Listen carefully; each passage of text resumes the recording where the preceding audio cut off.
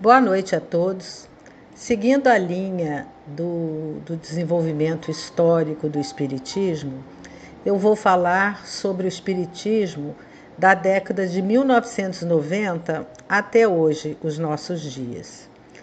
Bom, a década de 1990 foi marcada pela constituição, em outubro de 1992, do Grupo de Estudos Avançados Espíritas, um grupo de estudos e divulgação de notícias virtual que trouxe o movimento espírita para a internet. Então vocês vejam que o movimento espírita está na internet desde 1992. No plano editorial, a literatura espírita popularizou-se com os chamados romances espíritas, através de autores como Vera Lúcia Marizenque, livro Reconciliação, em 1990, Violetas na Janela, em 1993, e Zíbia Gasparetto, Vencendo o Passado, em 2008.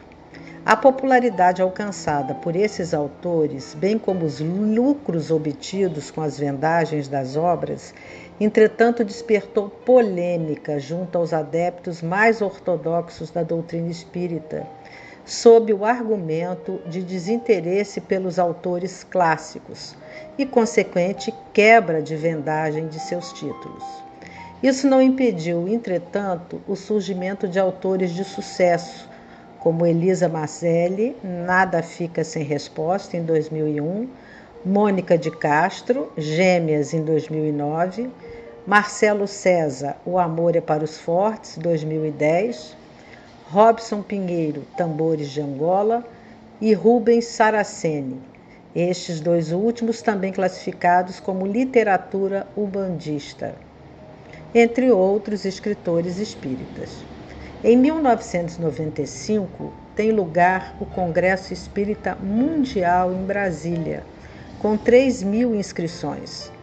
No mesmo também são fundadas a Associação Médica Espírita do Brasil e a Associação Brasileira de Psicólogos Espíritas. Em 1999, houve um escândalo envolvendo as acusações contra o médium Rubens Faria Júnior, ampliando a polêmica em torno da atuação da entidade Dr. Fritz.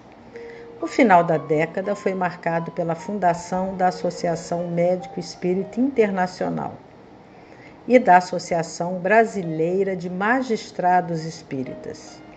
O século XXI, para o movimento no país, trouxe o advento da televisão espírita, com os canais Rede Visão, em 2004, e TV Mundo Maior, em 2006.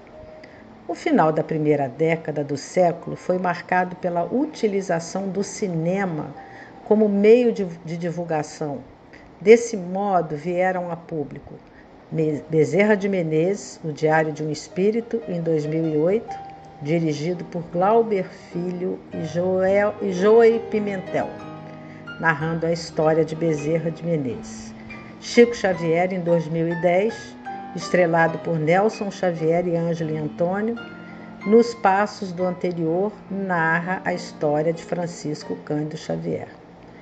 Nosso Lar, em 2010, dirigido por Wagner de Assis, com base no livro homônimo psicografado por Francisco Cândido Xavier.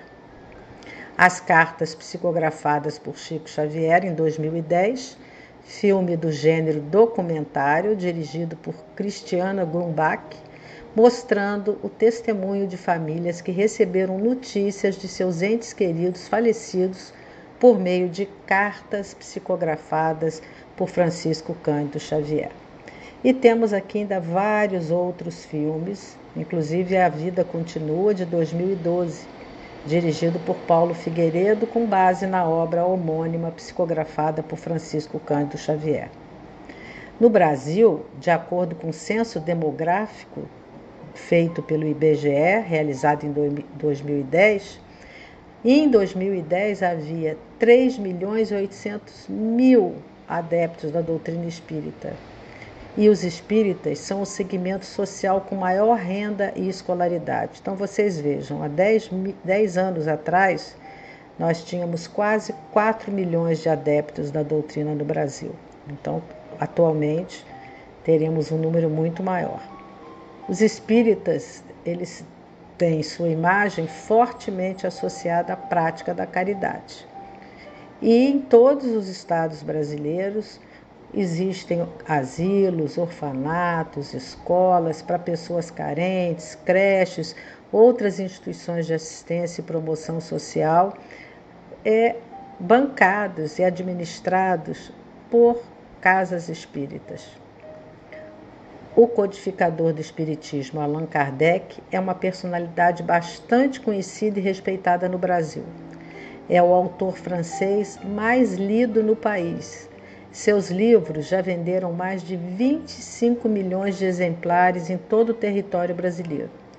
Se forem contabilizados os demais livros espíritas, todos decorrentes das obras de Kardec, o mercado editorial brasileiro espírita ultrapassa 4 mil títulos já editados e mais de 100 milhões de exemplares vendidos. Os livros espíritas lideram o ranking dos mais vendidos nas principais livrarias do país.